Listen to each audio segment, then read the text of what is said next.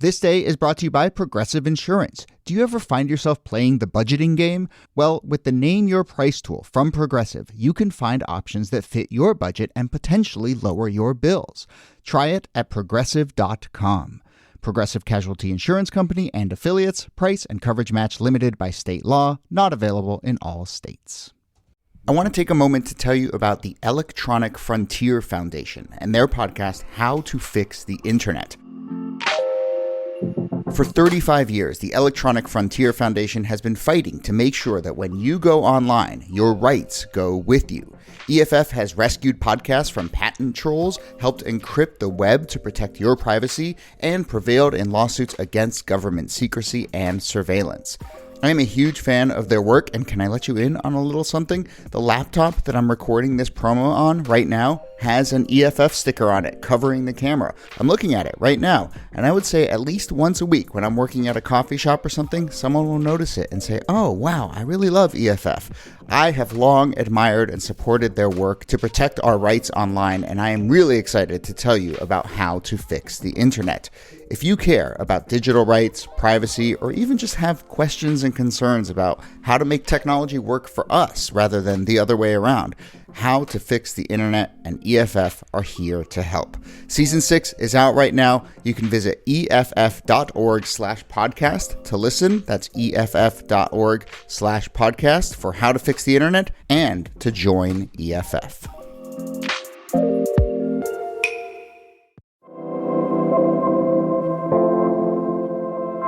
Hello and welcome to This Day, a history show from Radiotopia. My name is Jody Avirgan. This day, June 26, 1868, the federal government kills off the Department of Education. That's right, folks. Over 150 years ago, a big fight over the federal government overseeing schooling in this country. Now, of course, I'm going to just introduce the current context and resonance here right off the bat, which is that the Donald Trump administration has talked a lot about wanting to fully eliminate the Department of Education. And in their argument, you sometimes hear proponents say something like, the DOE has only existed since the 1970s. But that is not technically true, as we are going to discuss. For a little over a year after the Civil War, there was indeed a federal Department of Education, and the fight over it looked an awful lot like the fight over it taking place today.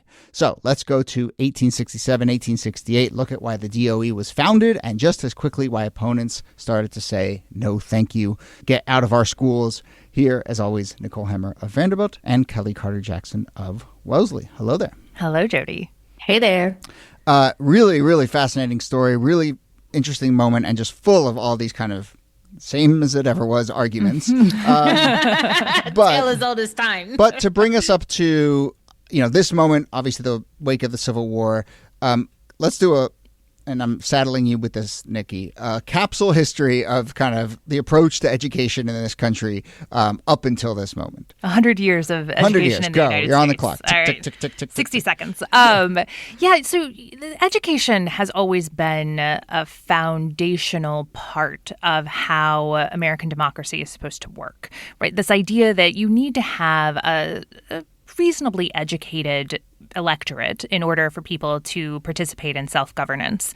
Of course, when the country was first founded and in the decades that followed, only a certain number of people could vote. You had to be property owners, you had to be white, you had to be male, and that education was likewise fairly limited. There were private schools, there were religious schools. There wasn't any real tradition of public schools in the United States at that point.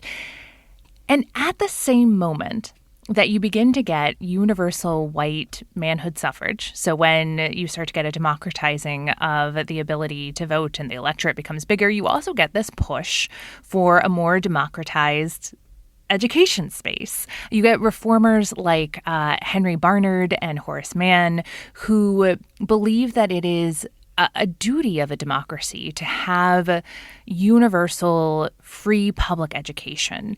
And they begin to devise curricula and plans for putting together what became known as the Common School movement. These common schools that would be developed at the local level. So it wasn't federal, it was local. To a certain extent, it was at the state level.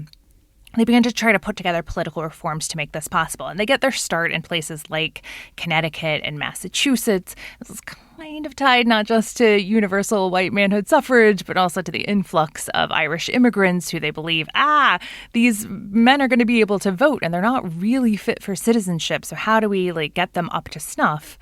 Well, this educational system will beat all of those old beliefs out of them and ways of thinking out of them, and they will become good Americans.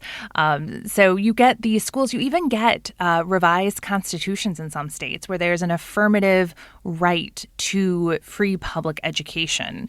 So all of this is happening before the Civil War, and education remains kind of on the front burner during the Civil War, right? This is when you get all those land-grant colleges. Yeah. And then it becomes, a major social issue in the aftermath of the war as well.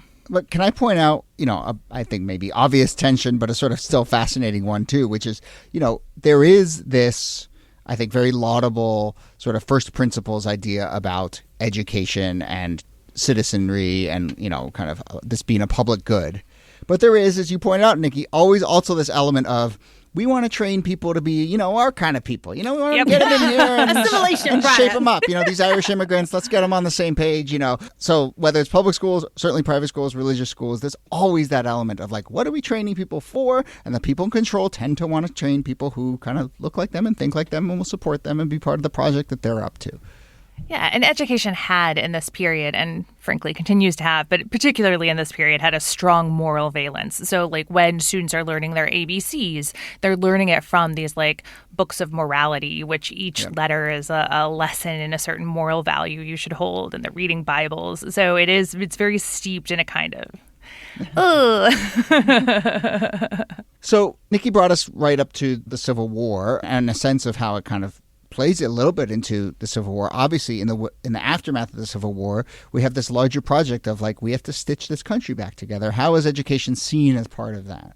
Oh my gosh. I mean, I would argue, and so would W.B. Du Bois, that one of the greatest benefits of Reconstruction was the introduction of universal education. That for the first time, you have Black and white children being educated.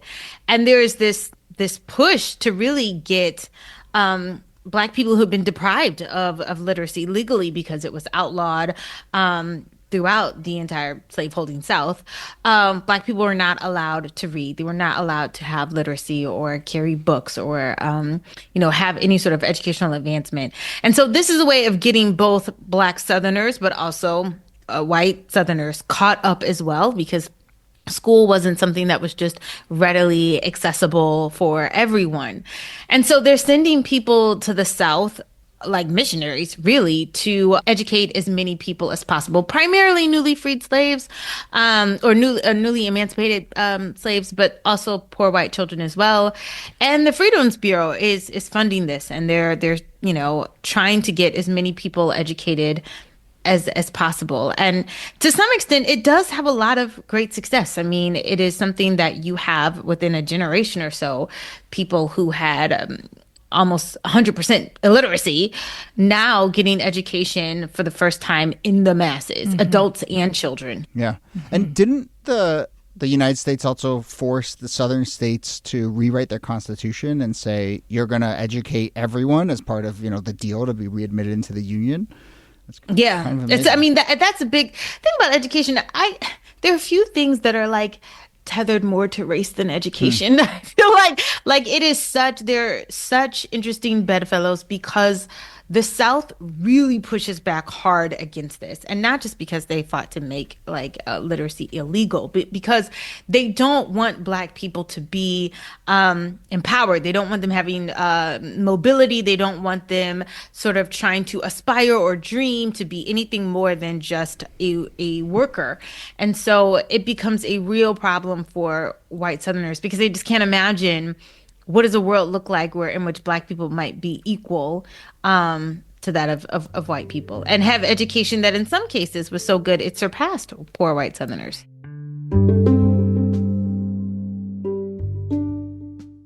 Before we start, I want to recommend a beautiful season of The Heart from fellow Radiotopian Caitlin Prest, a legendary audio maker who is known for exploring big questions and creating cinematic love stories from a feminist perspective. Caitlin has just revisited her series No, which is a series that was produced on the eve of the Harvey Weinstein scandals, about a topic that was supposed to be treated differently forevermore. In the series, we follow the story of a young girl navigating love, sex, and consent, and all the men in her life that she tried to say no to. It wasn't produced that long ago, but even with just a few years of perspective, it's really interesting to revisit No, as Caitlin is doing with some new material in the Heart feed. This is a difficult topic, but it ends up being heartwarming, soul-crushing, and funny at the same time. So whether you listened to it when it first came out or you are new to it now, listen to the No series with fresh ears. Check it out in the Heart, wherever you get your podcasts.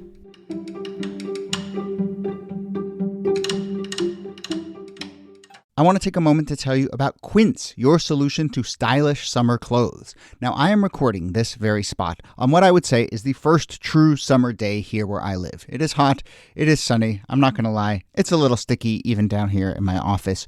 It is all those things, but it can still also be stylish. To me, peak summer is the time to go back to those reliable, high-quality staples in your wardrobe. Obviously, there's linen. And lucky for you, Quince has a ton of great linen clothing, from button-downs to pants to shorts.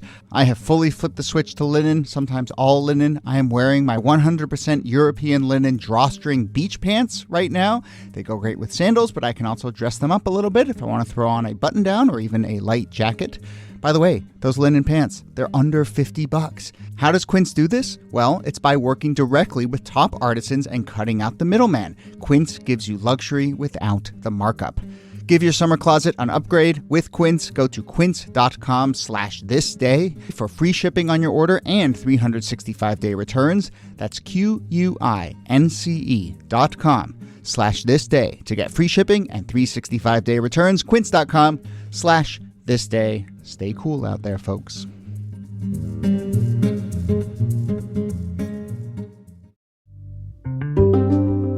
Yeah, I mean, I actually think that the story of this turn to education at the very moment that citizenship is being reconstructed in the United States is really important. Not only is there a focus on Black Southerners who have been, in some cases, outlawed from being able to get an education, from being able to achieve literacy, but white Southerners aren't getting much of an education either. The large chunks of white Southerners just never have a chance to go to school. And part of the argument coming out of Reconstruction from white Northerners is, well, part of the problem the South went into rebellion in the first place is because they have also not been educated into citizenship in the way that they should be. And that education can maybe fix the rebellion problem as well as fixing sort of the entree of newly freed people into citizenship. So there is this real kind of faith in schooling as doing a lot of the political work that has to be done after the Civil War. Which is kind of ironic because white Southerners, slaveholders, did not want Black people to have education because they thought it would lead to rebellion. Right.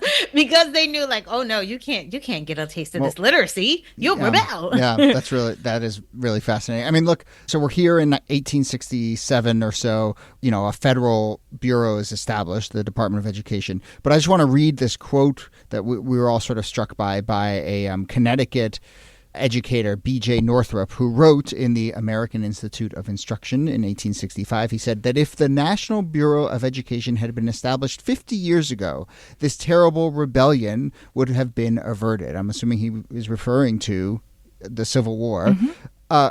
Kellie, you buy that? That if we had just improved schooling in the South for whites and blacks? I mean, maybe if the cotton gin were never invented, maybe you might have a different outcome. But no, as long as the South was connected to slavery, I don't think that would have changed much. It might have changed something maybe in the outlook of like poor white Southerners. Maybe they would have had a different outlook per se. But yeah. I can't say. I mean, we can't say that the Civil War is inevitable, but we also can't say that it would have been avoided.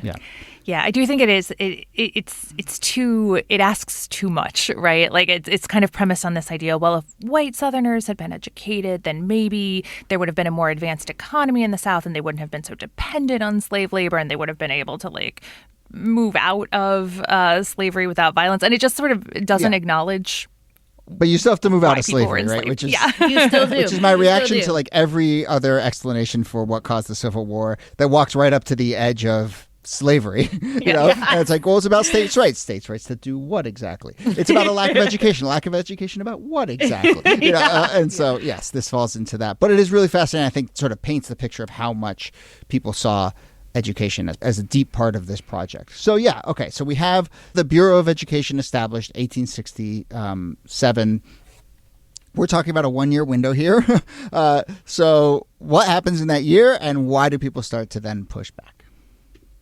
I mean, within a year, the department is really demoted to an office. Like it's no It longer only starts gonna with be like 4 this- people, by the way. You know, maybe Yes, it's like listen. not well funded, but yes. No, not well funded at all. They have 4 employees, and their whole job is to basically study the condition of education in the South and really track its effectiveness and operations in schools, which is kind of what the DOE does now, which is like they have all of these studies and all of these research projects. There's a lot of funding that goes through to sort of track, okay, how are the literacy rates? You know, what should be the standard for the curriculum? How should we test? How should we, think about a way of gauging progress and development? But it doesn't last very long before it's demoted down into not just an office, but it becomes a part of the Department of the Interior. And then their head commissioner for it, they tell him he's got to take a pay cut. They cut his salary by like 25%. And then within a few years of that, he's like, you know what, I quit. He resigns. And it really becomes something that takes, gosh, just like Reconstruction, another 100 years before you get another Department of Education again. It was effectively abandoned wholesale. Yeah. And I think that's a sign of how radical the proposition was, that you would have education on an equal basis in the South. Like it just, like with so many of the other pushes toward equality in the South, like this one collapses almost immediately, which I think is a sign of how effective they were worried it would be. Let's start to talk about so many of the parallels in this fight to what we see now and what we've seen all along regarding this. So one, Kellie, you hinted at it, I think this sort of, you see in this fight a sort of fundamental misunderstanding. I mean, this department was set up as the education department is set up now to mostly like fund and track and support and set standards. But, if you're upset about the books that are showing up in your kid's school, it's not the Department of Education that is like wheeling in crates of how to be anti-racist into like second grade classrooms or whatever it is people are upset about now, but that was the same misconception back then, this indoctrination, this northern, Reconstructionist literature is making its way through this federal propaganda. Yeah, this federal agency is meddling in our local control, not really exactly how it works. Not with 4 employees. And then I think, some of the mechanisms by which they kind of tried to restructure this, they were saying, okay, well, let's create grants that go to local schools, the block grant thing. I mean, I'm in the middle of, people may know this, I'm in the middle of a fight right now about losing some federal funding and trying to fight for block grant funding at the local level in my daughter's school. It's just the same stuff, Yeah, block grants become incredibly popular as a way of trying to dismantle the New Deal state, right? Instead of having federal departments that run things, you just give grants to states and states can figure it out from there. And of course, for a lot of reasons, that doesn't always go so well, especially in states that will have more segregationist policies or don't want to spend money on education. But that has been kind of the go-to since the late 60s. Yeah. I mean, obviously now, we have the Secretary of Education claiming that she's going to dismantle her own agency. And it seems to be like a core modern Republican principle. And I guess that's my question for you, NIki. Like, how modern of a Republican principle is it? Or is this kind of just been there all along? It's not that modern. I mean, certainly you had conservatives pushing back against federal intervention in schools since 1954 in Brown v. Board. But even with the Department of Education, right, it's established in 1979. Reagan, in his first year in office in 1981, is like, let's dismantle the Department of Education. So this has been a kind of core plank of the right-wing Republicans since the Department of Education was founded. And this has kind of been a go-to thing again and again over the course of the last 45 years. And the real surprise is that there's actually some forward motion on it. Like with a lot of Republican wish list items, there has been this rhetoric around it that most people are like, okay, but that's never going to happen. And then Dobbs happens and you get rid of abortion rights, and then you have Donald Trump issuing the executive order to end the Department of Education. What I find kind of fascinating about where it is right now is that conservatives are also very aware at this moment of the power of the state and how that can be wielded to their benefit.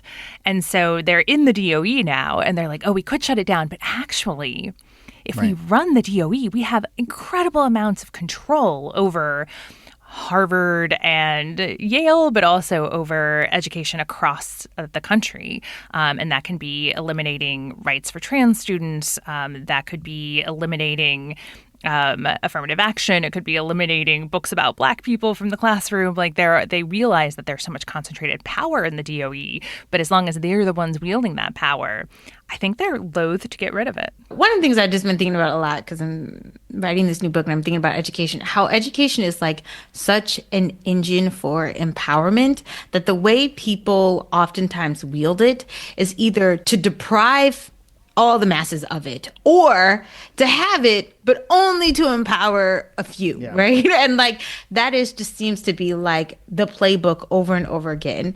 Either everybody gets it and everybody gets empowered, or nobody gets it and nobody gets empowered, or only a select group of elite people get it, and that's all there is to it. Mm-hmm. Yeah. Before we get going, I want to give a shout out to the NPR podcast Throughline, which recently did an episode about this very story. And, this is great minds think alike. We had planned this for a while, and then they happened to come out with their episode. We're going to take our crack at it. And I would also encourage people to go take a listen to their work because it's really good, as always. All right. Well, I'm really glad we did this. I mean, it's just so resonant and so fascinating. And yeah, so many of the same arguments are playing out over and over. And, a historian who wrote about this moment kind of said about the late 1860s that like it was clear that the Civil War hadn't ended and maybe the South was winning. And I mean, we've said it so many times on this podcast that like it kind of still feels that way. Maybe the Civil War didn't actually end, and maybe the South is still kind of fighting that fight. And I think we see it on education. You can see those roots all the way back to Reconstruction in this way. All right. Well, that brings us to the end of the episode. Nicole Hemmer, thanks to you as always. Thank you, Jody. And Kellie Carter Jackson, thanks to you. My pleasure.